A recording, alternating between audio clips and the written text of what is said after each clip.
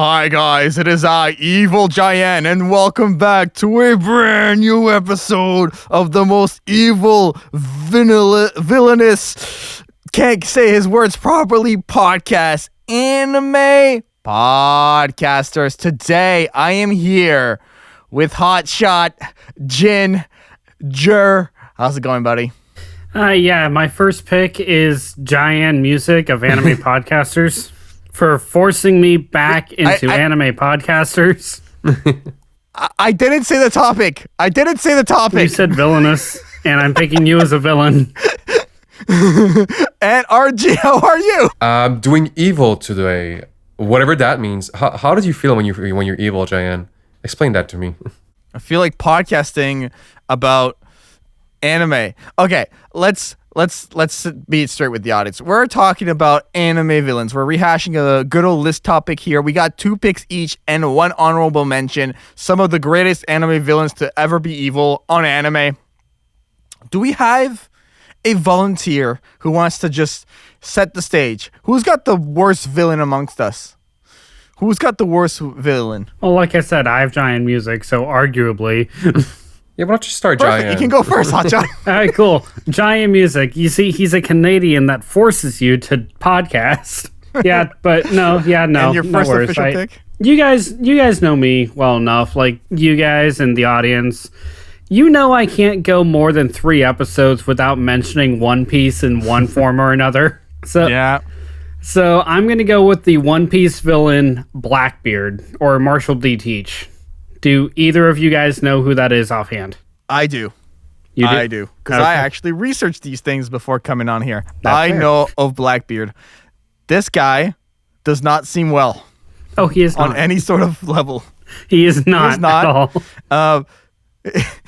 Dude, I just, like, is he basically, like, just, like, I will lie to you, I will attack you, and I will install fear into you? Like, that's what I'm getting from this character. It kind of is, yeah, because there's actually a really popular fan theory that he's just 3 separate people. Like, basically, he has 3 separate personalities. Oh. He has his adventurous goofball side, his world domination side, and his murderous side. So it's our first interaction with him is meeting him when he's eating next to Luffy. And he's just eating. He's not like causing a scene. He's not trying to fight him. He's just there eating, and they're talking about the Legend of One Piece. But then, okay, like, he seems super friendly. But then when they go outside, he just starts laughing out of nowhere, and they just say that's not the same guy. Like, just throwing that out there. But he also is a former member of Whitebeard's crew before betraying them and running away. He almost killed Ace. He stole Whitebeard's devil fruit. He is not a good guy. Yeah, I'm seeing here major battles on his wiki page, and he's fought everyone.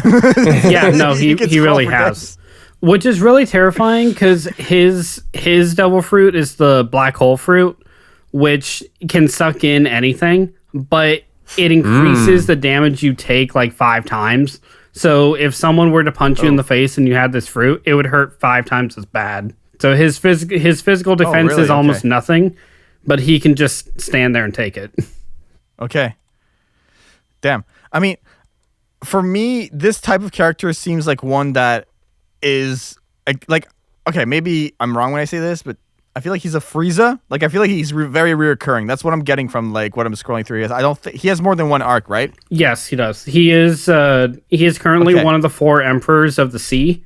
He is one of the big bad guys and probably Luffy's most direct threat right now. Interesting. Why doesn't he have all these teeth? Okay, very cool. Very cool. Why doesn't he have all these teeth? All those teeth? Because he's he's a pirate. It's very popular, like, in olden times of pirates that they probably didn't have the best dental care because, you know, they're pirates. And Oda wanted to make him, like, more demeaning and more, like, threatening, not friendly looking, really. And he's been on the seas since he was a kid. So he hasn't really gone to the dentist, I imagine. I think it's because it was easier to draw. What do you think, Jaian? I think it's just an aesthetic thing.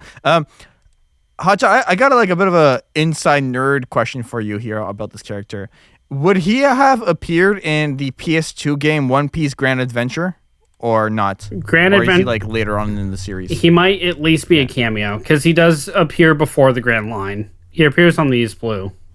Okay, so because this game is the One Piece reference I really have. Like I played this game more than I watched the series, and it released in 2006. So was he around then? I'm pretty sure, yeah. Yeah. Okay. Oh, wait, no, Scorpio, they made him before that. Oh, wait, they might have only met him on the Grand Line. My bad. But they should have still arrived. Oh, okay. I see. All right. Yeah, the game came out in 2006. Is that do you think he was around? Like how old of a villain is he in the series? Is he one of the OGs? He's pretty early on. Like I'm pretty sure he's one of the first steps before they or after they make it across the Grand Line. Like they haven't even met Vivi or anything like that yet. And I'm pretty sure they meet him pre-Grand Line. They might meet him on the East Blue. I don't remember exactly when, because over 1,000 episodes is a lot to remember. Of course. Of course it is. Yeah. Okay. Fair enough. RG, is there anything else you want to add? If not, we can go to your first pick, bro. I don't really know about this character. All I know is like he's missing some teeth and he has a black beard. So, but I really like that you mentioned his power. I didn't know that they had some cool power like that in One Piece. Speaking of his power, I will actually say one thing. Yeah. In the One Piece world, you can have one devil fruit and you lose your ability to swim. Having anything past that will kill you. Blackbeard has 2. Sure. He is the only character to have 2 devil fruits. Oh, That's awesome. That was one thing I was thinking. I was like, what happened if you eat 2 devil fruits? It will literally rip you apart from the inside. Like the sea itself will kill you. No. What really in the canon One Piece? What actually happens is that you grow a black beard and you lose your teeth. Like, come on, like we all know this. This is like common information. Like I don't even watch One Piece and I know this. You know, like if you eat 2 devil fruits, clearly you become Blackbeard, right? Like just like logically speaking, Hotshot, right? I'm correct. This is a factual statement, right? You know what? Yeah, you're right. I'm sorry I forgot such a crucial detail of a world that I know most and you know nothing. I'm sorry. I'm out of place. It's okay. I forgive you. RG, damn, I really want to keep my seriousness and then just transition to RG, but I couldn't. That's amazing. It's a multi-S Mellow Mark or... I cannot say her real name because her name changed and it's kind of a curse. So have you seen or heard a little bit of Shield the Hero? I've heard the name, yes. Tell me more about this. So basically storyline, isekai, guy's power is a shield. Shield sounds kind of useless, blah, blah, blah. People don't like him. And everybody don't like him for certain reasons, except this one girl with red hair. And she's like, she helps him. They develop a really beautiful relationship. And then at the worst moment, she betrays him and she accuses him of doing unspeakable things to her in front of the king and the whole kingdom. So what happened is, he gets like betrayed, he got no money, he get kicked out, and he's a little bit mad. And she keeps trying to put him down over all the TV shows. And why I put her into this list, it's because at a certain point you can see the protagonist having his revenge. I don't know if you ever heard of this scene. I haven't, but this is more of a Hotshot territory, I think. Yeah, I've known of the story of the Rising Shield Hero, but I still haven't sat down and watched it. But it's been on my list for roughly a year. I mean, so I do desperately want to watch it. I just haven't yet. I mean, it's a solid like 6, 7 out of 10. It's not bad. What were you gonna say? There were to be fair, there's two isekai that I really want to watch, and that's one of them. And the other one is Overlord. All right. So yes, Overlord. I actually know that one. Yeah, Overlord is pretty good. What I was gonna say is, what's the most evil thing about this character? Like if you had to only choose one thing about how evil this character is, what would it be and why?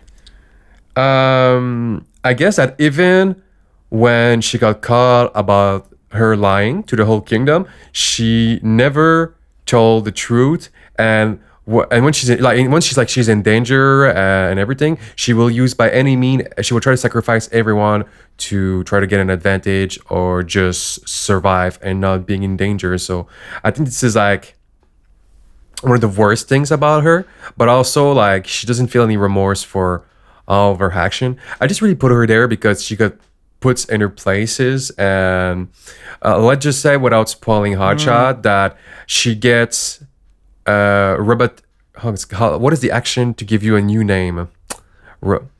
Baptize. Like with the church and everything. I know it doesn't matter. So at the end, baptize. Yeah, she get baptized again, and her new name is now the B word. I'm not even kidding.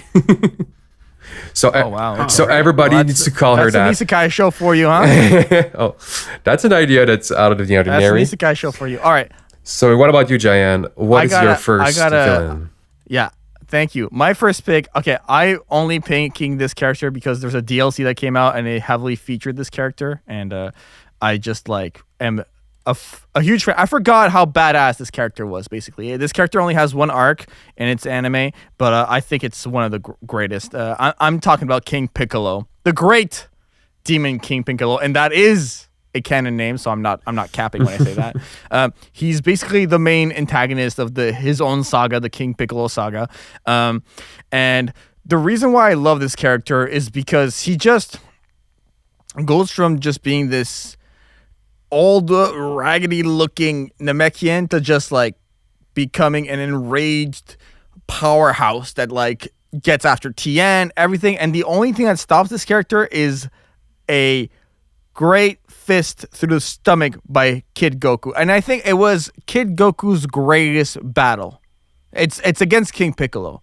He, after that, obviously births younger Piccolo, but Piccolo Jr., I guess is the way to say it. But he really runs the arc for a while. And like, the guy created his own day. King Piccolo Day. It's in the middle of May. I don't remember what specific day it is, but like you got to be pretty evil if you're gonna destroy every town and then be like, hey yo, by the way, this day we're gonna celebrate it and remember what I did to you guys. Like he's really one of those types of characters that rubs it in the wound like with salt and everything. Obviously he faces off against with Roshi, and Roshi attempts the Mafuba wave, and he escapes that, so he has some strong moments that I loved, and he definitely, like, I feel like was the best pre-Dragon Ball Z villain. It's King Piccolo for me. King Piccolo, what a badass character. I mean, you guys both know this character, so I feel like I'll start with you, Hotshot. What do you think about this character? Unfortunately, as far as King Piccolo goes, I don't know as much about him as I should,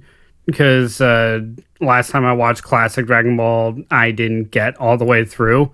But even if you've only watched Z, King Piccolo, being Piccolo's dad, was evil, tyrannical. Basically, he was the original Dragon Ball's Frieza.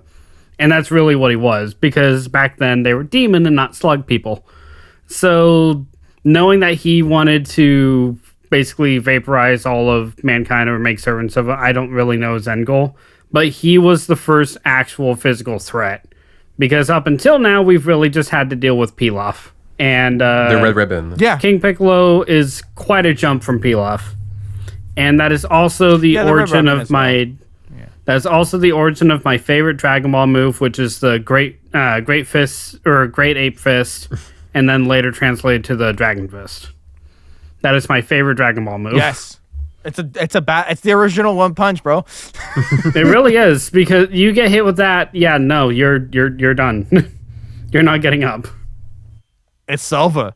RG, what are your thoughts on King Piccolo? My question is, isn't it like all the evil but all the evil character in Dragon Ball, their goal to destroy the Earth? Like, why did he want to destroy the Earth again? Because he's evil. I mean, that's really about the extent of it. Yeah. Yeah. I'm just saying like he's a cool character. I really love the fight when like what Goku used to try to kill him, and like what it meant also for what it brings another really good character as Piccolo, or ordinary Piccolo. But I was just trying to remember, I was like, why was he evil? Why did he want to destroy the world? Like, ain't no one did nothing to him. And Namekian from their planets are usually Pacifics. So I'm like, good story, greatest villain, not for me. No, fair enough. I still think he holds his own in Dragon Ball. I think what we need to understand here, RG, is that this villain came at a point where Dragon Ball Z, Dragon Ball Super, all of these like phenomenal evolutionary versions of Dragon Ball were not out yet, you know? So at the time, King Piccolo, you know, being able to survive the Mafuba wave from Roshi, taking down Tien, like summoning other demons to like kill off Krillin, destroying a lot of cities. Like he did a lot of damage. He's definitely a significant villain. I understand he's not maybe necessarily your cup of tea, but like for me, it's about the accomplishments. It's how far he got. And like if you have an arc named the King Piccolo arc, like I mean, this guy's significant. This guy definitely did a lot, and I think he's definitely like an arguable greatest anime villains, right? I think you're totally right on everything. It's just like for me, I don't like villains that are villains because they're villains. Like they need like to have like a decent motivation. Like Blackbeard has like, I never see the series, but he wants the One Piece. He wants world domination. I can roll with that.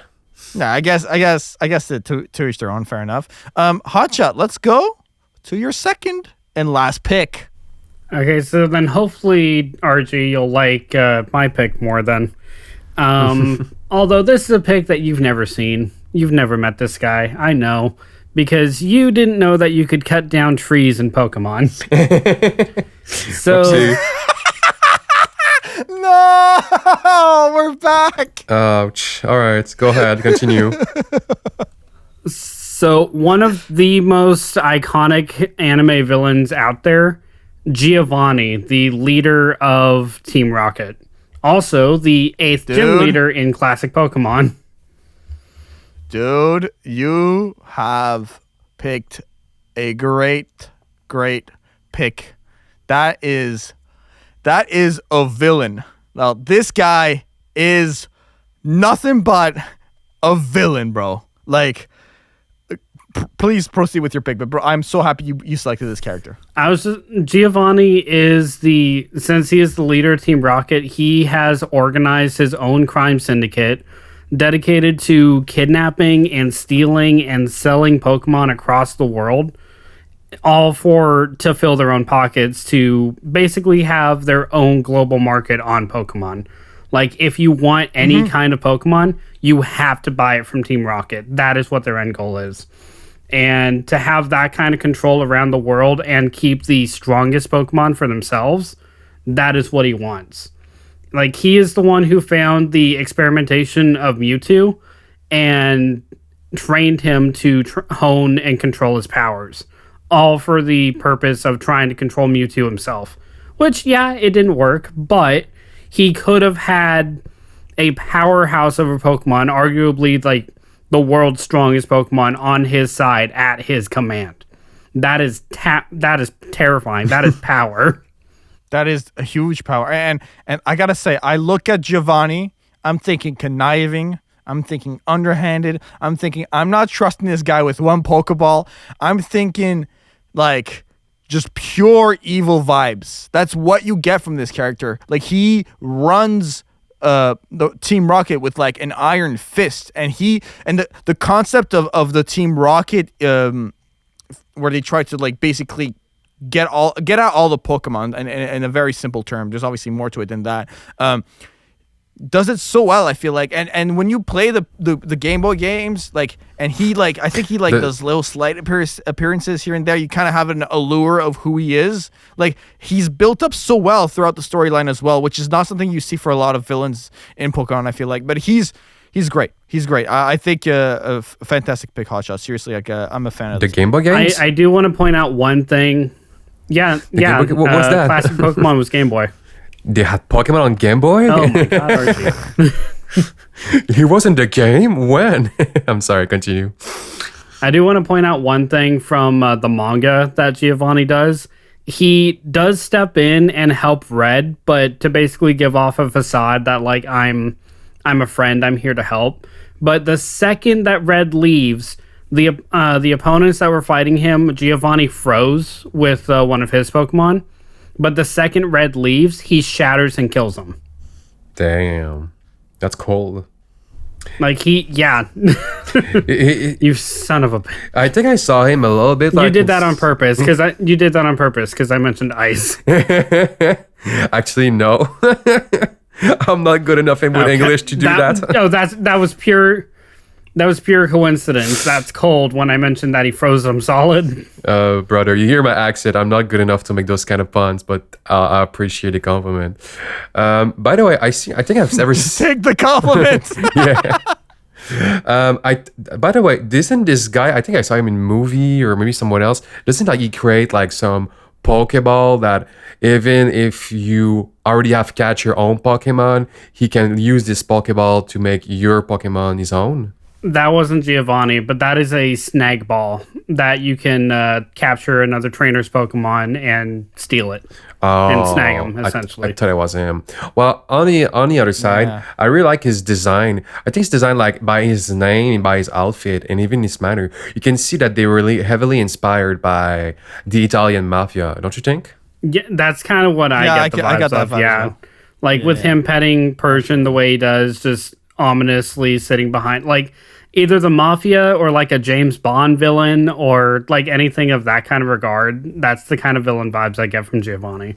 Yeah. Good villain. Yeah, absolutely. There is an energy resemblance between Giovanni and your next pick, especially when this character like evolves in your pick. I really feel like I'm seeing a certain parallel here, and that's why I'm kind of inserting this comment here. What's your second pick, Archie?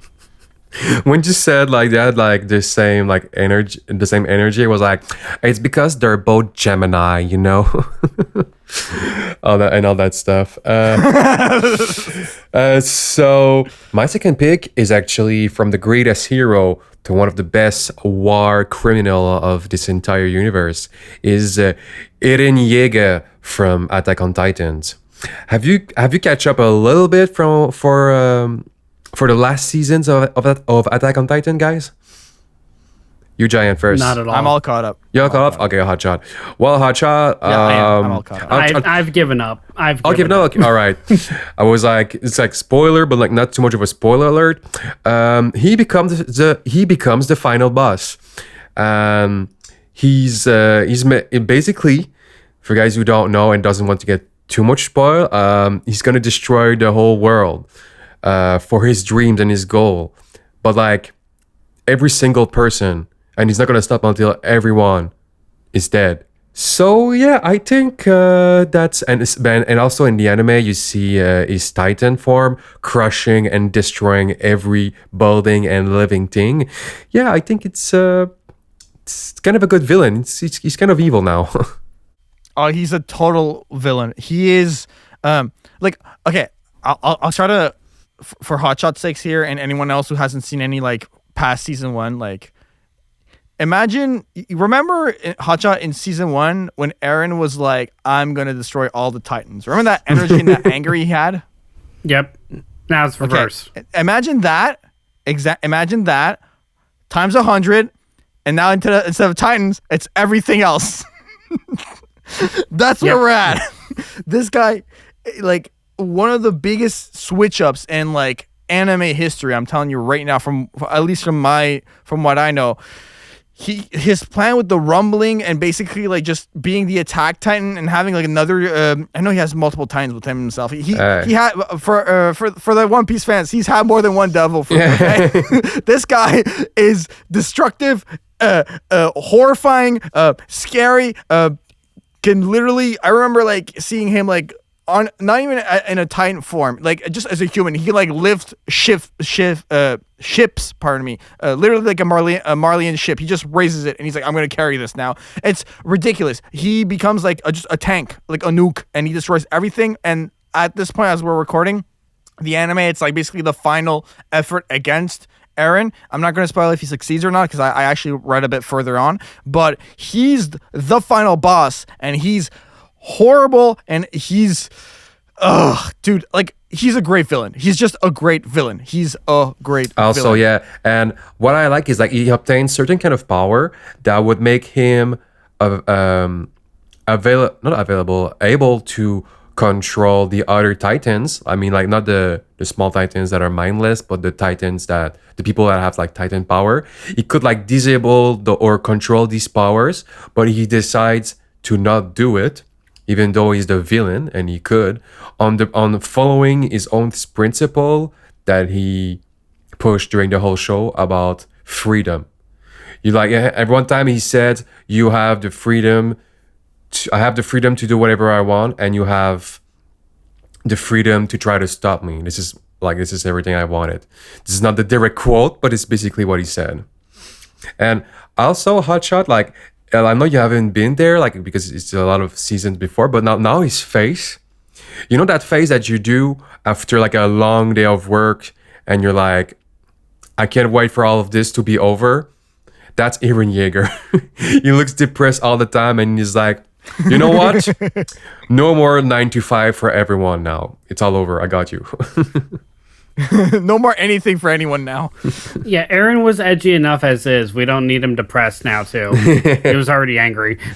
Now he's more angry. He's depressed. Totally forgot. Yeah. But like, I totally forgot this one scene I want to point out to Hotshot. I know how much you hate Armin. There was like this one moment in the anime when like Armin and Eren are sitting across the table from each other, and it's like Armin just trying everything to basically a reason for with Eren to be like, don't do this, like don't go ahead with what you're thinking of doing, and then Eren just kicks the crap out of Armin like multiple times. And I know how much you hate Armin, and I think like had you watched that, you would have enjoyed that specific Yeah, scene. he got his ass beat. Honestly, the only reason I hated Armin was because in the game he was ass and he was who I had to use. And the only thing that he was good at was commanding everyone else. And they were all on a time down. Right. Fair enough. I just wanted to, I don't know, I just felt like pointing that out. I'm going to go to my pick if I may. Is this cool with you guys? I authorize it. Perfect. Okay. So, my final pick, I'm talking about someone that's really not as significant as any other villain that we brought up on this episode, but I think that he's definitely one that had a big impact. This is gonna be a short pick because I know you guys haven't gone this far in the specific series. Jaian. So from Samurai Champloo. Yeah, I finished everything. I finished everything. I finished all the manga. I know everything. Oh, okay, perfect. So from Samurai Champloo, I'm picking Karya Kage Toki. Hotshot, $25 if you can say that right now. One shot, go. Toki. Perfect. Okay. He is an elite samurai, okay? And he's basically the last boss type character. He basically goes after Jin and Mugen, and he gets the he's a really good fighter. He basically, I don't want to say he gets rid of them, but he poses a big battle, and he's able to like, I think Mugen's like off the island, and he's able to like get the best of Mugen, but Mugen like comes back. Essentially, I loved this character because it was the first time in the series where I felt like the two main characters, the two main fighters, Jin and Mugen, actually had like a proper challenge in front of them.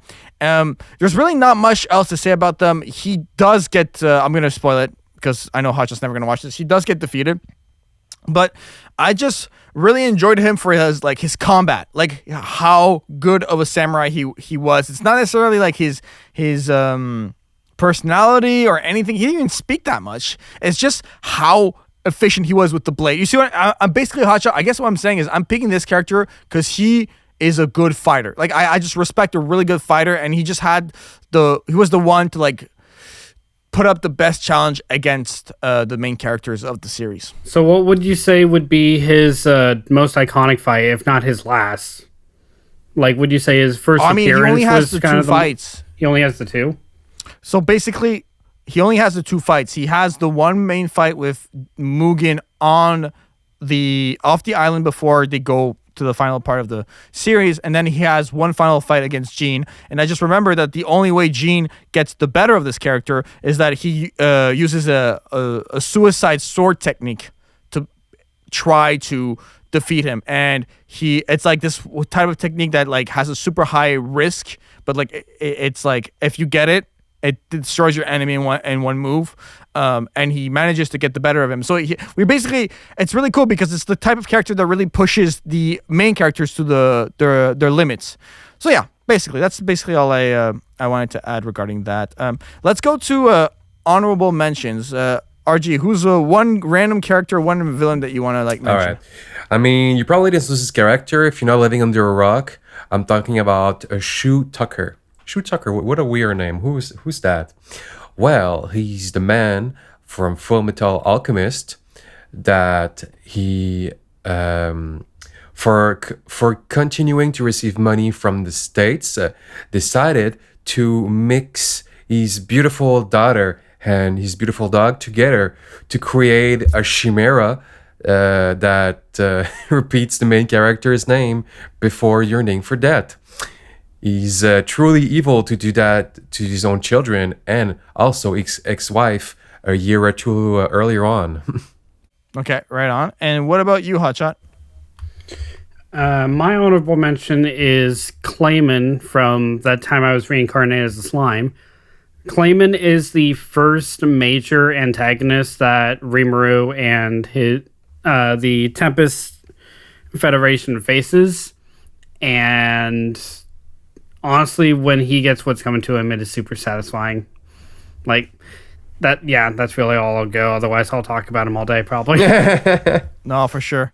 I'm picking Muzan from Demon Slayer. I mean, he's basically the king of demons. He's a huge villain. Better than my last pick for sure, but I don't know. I just felt like going kind of off the grid a little bit with my last pick. He runs Demon Slayer like no other. He is a fantastic villain who really has too many opportunities to get better and better and better, and it's the kind of villain you easily root against. I'm just gonna leave it at that. If you haven't watched Demon Slayer, watch Demon Slayer. Fantastic villain. All right, let's wrap it up one more time. So the picks were as follows. We had King Piccolo and Karya Kagetoki. How do you say that, Hotshot? Karya Kagetoki. Close enough. And then we had Hotshot with Clayman and Blackbeard. RG with Multi S and Aaron. Perfect. All right. So for myself, RG and Hotshot, this has been another episode of Anime Podcasters. Bye, guys. Bye. Bye. Hey guys, Hotshot here. Thanks so much for listening to this episode of Anime Podcasters. We have over 100 other episodes for your entertainment found wherever podcasts are available, such as Spotify. We also release new episodes twice a month, so keep an ear out for us. You can follow the podcast at Anime Podcasters on Facebook, Twitter, Instagram, TikTok, and Jaian Music's YouTube channel. Jaian himself can be found on social media at Jaian Music, as well as his own website, jaianmusic.com. Kyo, our artist for the podcast, can be found on Twitter and YouTube at GoProKyo, as well as his website, ccartgalleryportfolio.com. As for me, Hotshot, you can find me on YouTube and Twitter at HotshotGinger. As always, guys, thanks for listening to us. Hope to talk to you soon. Take care.